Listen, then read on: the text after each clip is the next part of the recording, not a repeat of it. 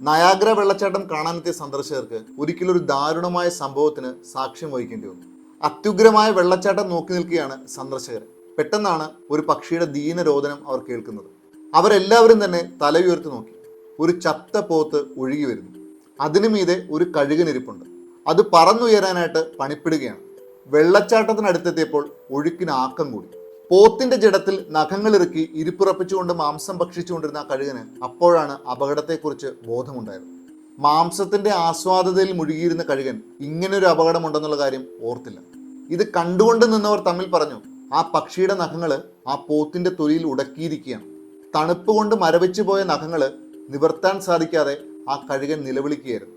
അടുത്ത നിമിഷം പോത്തിന്റെ ജഡത്തിനൊപ്പം ആ പക്ഷിയും വെള്ളച്ചാട്ടത്തിലേക്ക് മിന്നിമറഞ്ഞു. സാമൂഹികമായ മര്യാദയുടെ പേരിൽ ഒരു ബിയർ കഴിച്ചാൽ എന്താണ്, ഒരു സിഗരറ്റ് വലിച്ചാൽ ആകാശം ഇടിഞ്ഞ് താഴെ വീഴുമോ?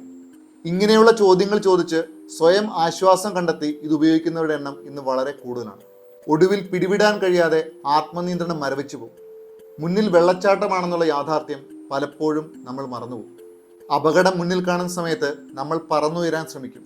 പക്ഷേ അപ്പോഴേക്കും നാം ഏതൊന്നിലാണോ മുറുകെ പിടിച്ചിരിക്കുന്നത് അതിൽ നിന്ന് പിടിവിടാനായിട്ട് നമ്മൾ അശക്തരായിത്തീരും. പ്രലോഭനങ്ങൾ നമുക്ക് മേലുള്ള പിടിമുറുക്കുകയും ചെയ്യും. അതുകൊണ്ട് തന്നെ നമ്മളെ തന്നെ ഇല്ലാതാക്കുന്ന ബാഹ്യ പ്രലോഭനങ്ങളിൽ നിന്നും നമ്മൾ എല്ലാവരും വിട്ടുനിൽക്കണം. എല്ലാവർക്കും ശുഭദിനം. Thank you so much.